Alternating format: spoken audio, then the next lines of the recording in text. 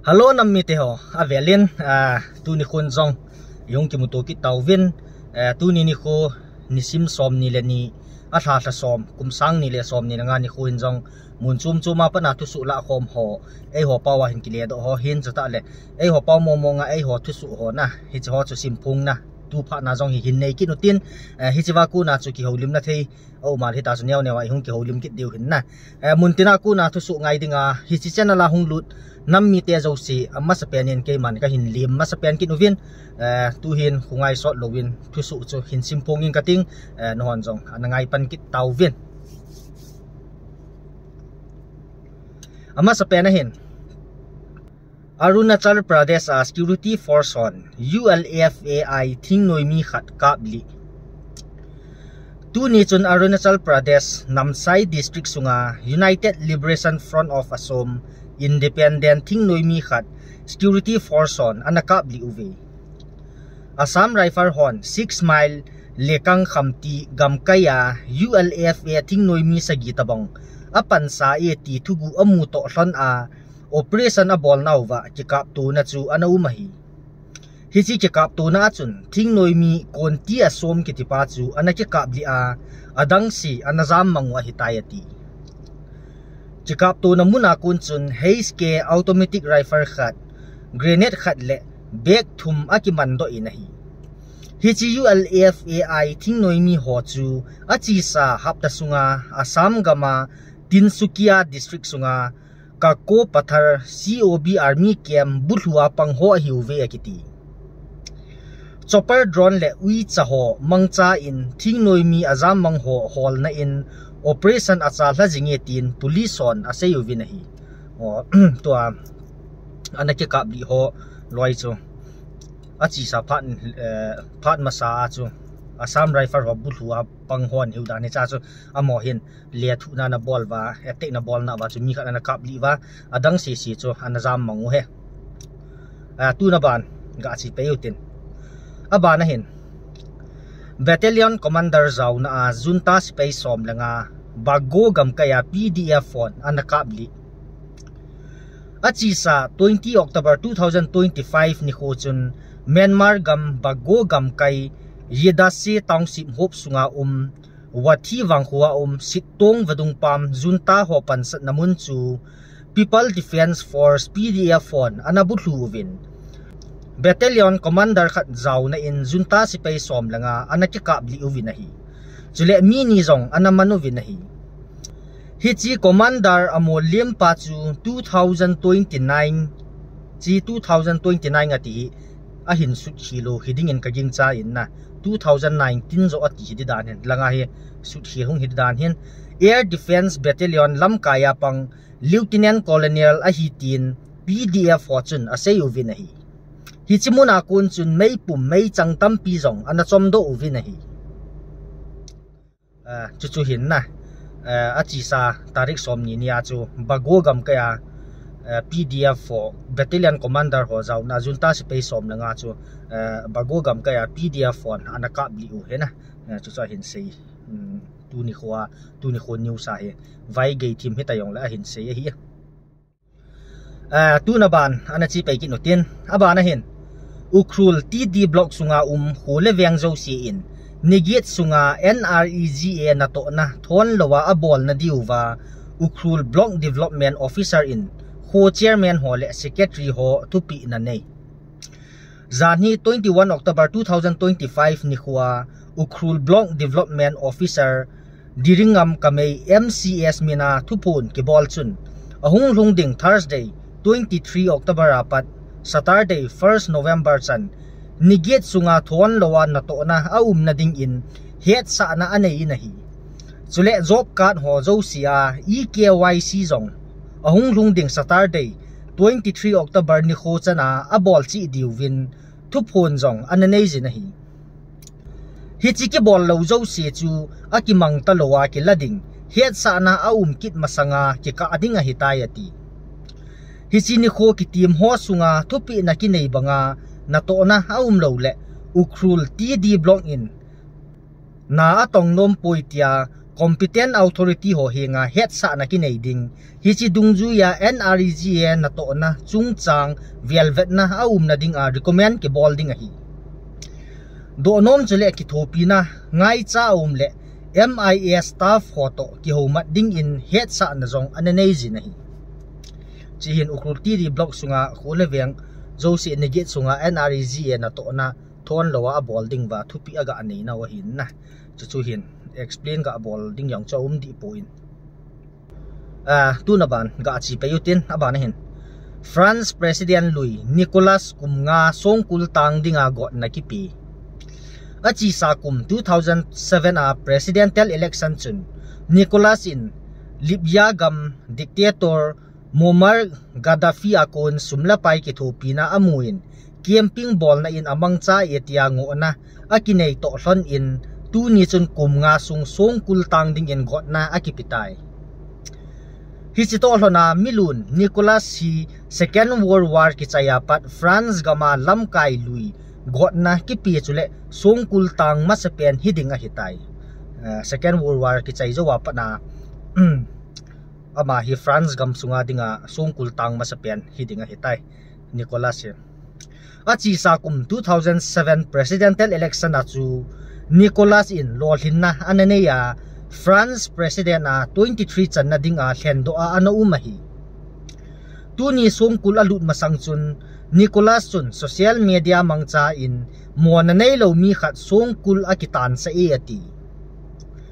Nicolas agang theipena akilha do na ding a petition file ki bolwa ading a hitin ama lawyer hon a seyovin chule jail sunga ama bit na ding gel kho na a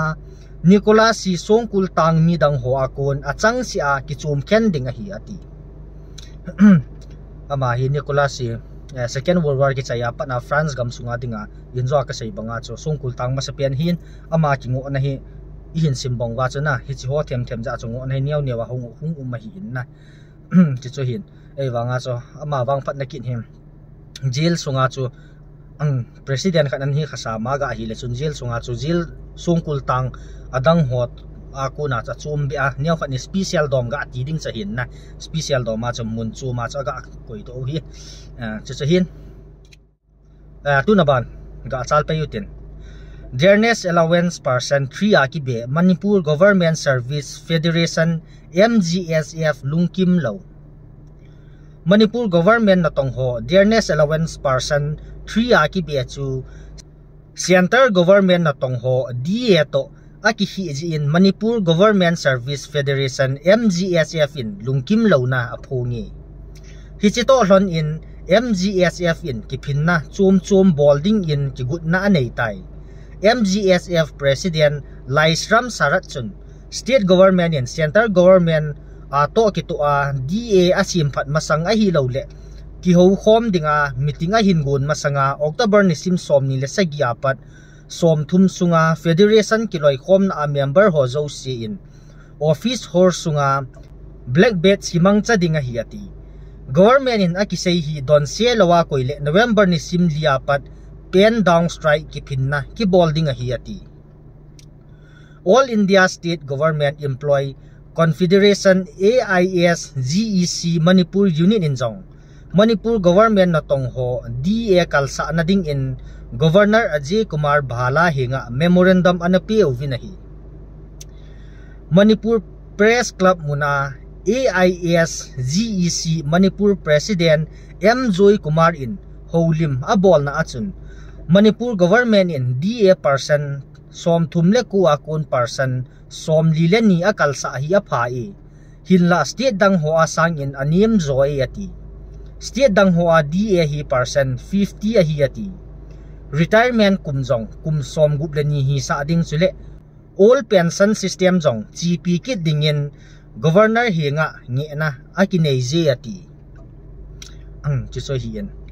mai thei tiang hoi lang langa kiloi khom na chum hoi lang za chum ma hi ki phin na chum hi muntin na ball win ai ho ti ta lam ho yang hi ta hi ki su ying ki sun tu ying thau dan hin phai sung langa ko na koi i chum yum pu win chi sa hian tun ban ga chal pe yutin na aba na hin Bihar Assembly election hope masa constituency 121 ading in candidate sang khat le zathum le som le li in nomination abol tai ahung longding Bihar Assembly election hope masa constituency zakhat le som ni le khana kitet ding in candidate sang khat le zathum le som le li min khumna san pi a hitai district som le get sunga assembly constituency zakhat le som ni le khana kitet ding in candidate sang khat le zugup le som ko in nomination abolvin hichi hola a hin candidate sang khat le zathum le som sagi langa nomination san pi an hi uve hin la candidate som gup le khan in nomination abol ho withdraw anaki bolvin a hi hichi to hlona candidate sang khat le zathum le som le ko in kitet na anei dio hitai hichi Bihar Assembly election hope masahi ahung longding November 6 2025 ni khoting district som na gen ho a ki bolding a hitai district som ni sunga constituency zakhat le som ni le niading assembly election hope nia nomination phat jong aki chai tan tini hi tu ni khule umding candidate koi tabong nomination withdraw ki bol nom ho ading in October 23 chan ge ya phat ki ti pi a hitai cho hian Bihar Assembly election hi zakhat le som ni la khat chan na dinga hin na chi mi sang khat le zathum le som de li in hi cha hi panala dinga hin na abula chu mi sang khat le zagup le som ku a hiwin hi chola chu ka tha toi pi ho to na ani ka chu ahong je a chu to hi mi sang khat le zagup le som ku la dinga chu mi sang khat le zathum le som sagi lenga in lai chu kitet na chu panala di wei tai tuna ban ga chalutin abana hin Manipur gam hungu go Myanmar gamakon UTVG thingnoi mi ni sajik tampak koma Assam Rifle hon anamando Manipur hungu go gu natile gu thima hungu go atina he Manipur gam gu thima hungu go Myanmar gamakon United Tribal Volunteer Group UTVG thingnoi mi ni Assam Rifle hon Chandel district akon anamando uve Tunia parliamentary in Tusu abol na achun achi sa 18 October 2025 ni khochun Assam Rifle hon sajik tampak muna operation abol na wachun India Myanmar gamgi a United Tribal Volunteer Group akon thingnoi mi ni te ni hi anaki mando a hi ati thu achi na chai het be na ding chule thu aban khul na aum na ding in akiman te ni chu chakpi karong police station a pi do a hi hlon tai agua hung go mini na UTVG ho cho sajik tampak koma Assam Rifle hon anamat do thu chahi chu chahin aban chal payutin abana hin SSC noya CPOSI 2024 exam a emi ta chapa ta chanu tamta in lol hin nan nei atin hi chi hi simda yang chu simda yang thei hin na ai wanga chu ka gel gela le ta chanu ta chapa izan ham khanin hi ta he lol hin na an nei hi e ho nam pia dinga yong ki thangat pium ta hin na SSC noya CPOSI 2024 exam a chu lol hin na hin nei ho hiovin he chi ja chu ikipa piuvin he ja chu e miau sen jong ikipa piu dung zu ya het jong i het nom diu ka ta sanin na he chi ja chu het chaina ding wa chu amin ho hi simhla ka nom min na sa cha min ho hin simhlang ka ting ta chapa ta chanu lo hling ho chu koi koi ham ti le Esther hoinating mate ITBP chi amo a lo hrin nau jong chu ka hin sei ka hin sim tha tha dei tai ong Kim Lam Ching CISF Seilun Lal Kip Gen CRPF Paugin Len Kip Gen CRPF B Ginkhan Khwal Simte CRPF K Hian Golal BSF L Khaimin Thang Khongsai CISF Robert Paumin Len Tau Thang CISF Thangmin Len Khongsai BSF Hayes Pauson Mon Ngai te CRPF P Lien Go Sanggang te CISF Kelvin Seigo Lal Hokip CISF Daniel Hogo Lien Zhou BSF T Reuben Lal Tha Lun BSF James Hian Zamang CISF Zhang Min Lien Tau Thang CISF Thang Lien Sei Hokip CRPF Paumin Sang Kevin Tuboy ITBP Chingai Lian CISF Lun Kim Samuel Khong Sai CRPF Seilin Mang Hlovum CISF Irik Lalang Song BSF aminong say hatimin Alhays Ngam Khulal Khong Sai CRPF Hiamgaulen Khong Sai CISF Ginparson Mangziel CRPF Lamboy Thangkip Gen CISF Paumin Lun Guite BSF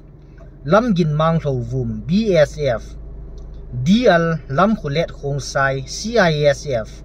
Pautin Chon Hokip CISF Thanggo Gindongal CRPF Vanlal Swama Chongthu CISF Paumin Thangto Thang CRPF B Wilson Neksang Lin Naisiel CRPF Thanglian Mon BSF Robert Hangson Tung Mate CISF Lunzalien Pau Hokip CISF Peter L. Beckson BSF Hian Khosim CRPF Thangtin Lun Hokip CRPF Let Khungam Hokip CISF Sego Mang Hokip CRPF Lungin Mang Tuboy BSF Homin Len Simte CRPF Tong Tin Mang CRPF Khub Go Ho Sit Ho CISF Thangmin Len Hokip CISF EL Ram Neivar CISF Mangun Len Kip Gen CRPF Honeo Hokip CISF Lungin Mang Hokip BSF